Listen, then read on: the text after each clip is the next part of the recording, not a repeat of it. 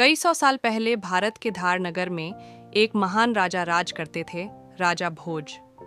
राजा भोज अपने न्याय, बुद्धि और पराक्रम के लिए प्रसिद्ध थे।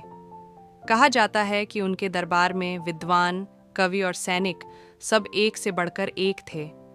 एक दिन राजा भोज ने अपने मंत्री से कहा, मैं देखना चाहता हूँ कि हमारे राज्य में कौन सबसे बुद्धिमान व्यक्ति है, जो न केवल पढ़ा लिखा हो बल्कि सच्चाई और समझ से काम ले।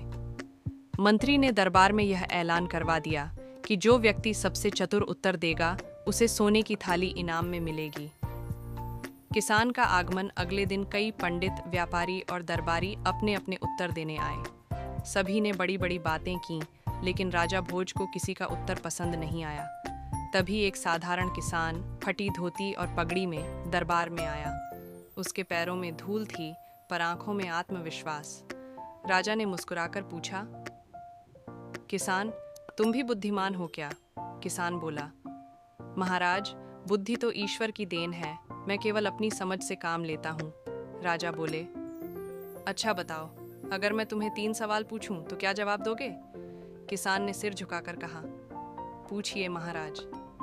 राजा के 3 सवाल। पहला सवाल, दुनिया में सबसे बड़ा सत्य क्या है? किसान बोला, मृत्यु महाराज, जिसे कोई टाल नहीं सकता। राजा ने सिर हिलाया। दूसरा सवाल, राज्य में सबसे बड़ा धर्म कौन सा है?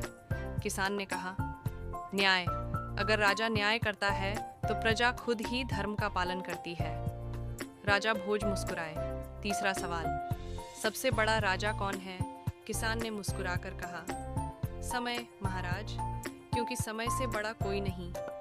जो आज राज करता है वही कल भिखारी भी बन सकता है।